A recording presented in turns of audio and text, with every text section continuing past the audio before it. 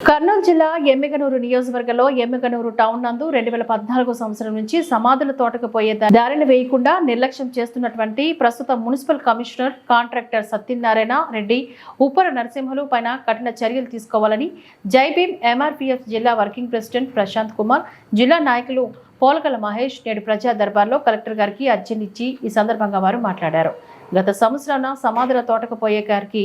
కంకణను వేసి మరలా తిరిగి ఆ కంకణ్ని తోడి నిర్మాణం చేపట్టకుండా మధ్యలోనే నిలిపివేయడంతో చనిపోయిన వారిని సమాధి తోటకి తీసుకువెళ్లాలంటే ఆ రాళ్ల కుప్పల నుంచి నడవడానికి రాకుండా ఎంతో ఇబ్బందులకు గురై చాలా మంది ప్రమాదానికి గురవుతున్నారని ఆరోపించారు. ఈ రోడ్డుకి మున్సిపల్ అనుమతితో రిజర్వేషన్ ఫాప్ చేసి రోడ్డు బిల్లు శాంక్షన్ చేస్తే ఇంతవరకు రోడ్డు నిర్మాణం చేపట్టకుండా నిర్లక్ష్యం చేస్తూ దళితుల పట్ల వివక్షత చూపిస్తున్న Emmiganur town municipal commissioner contractor Satyanarayana Reddy Uppari Narasimhulu పైన చర్యలు తీసుకుని వీలైనంత త్వరగా సమాధుల తోటకు వెళ్లే రోడ్డును ఏర్పాటు చేయాలని మాట్లాడి వీటిని చేయలేకపోతే జైభీం ఎంఆర్పీఎఫ్ సంఘం నుంచి భారీ ఎత్తున రాస్తారోకోలు, ధర్నాలు, ఆమరణ నిరాహార దీక్షలు చేపడతామని మాట్లాడడం జరిగింది. ఈ కార్యక్రమంలో జైభీం ఎంఆర్పీఎస్ ఎమ్మిగనూరు టౌన్ నాయకులు తదితరులు పాల్గొన్నారు.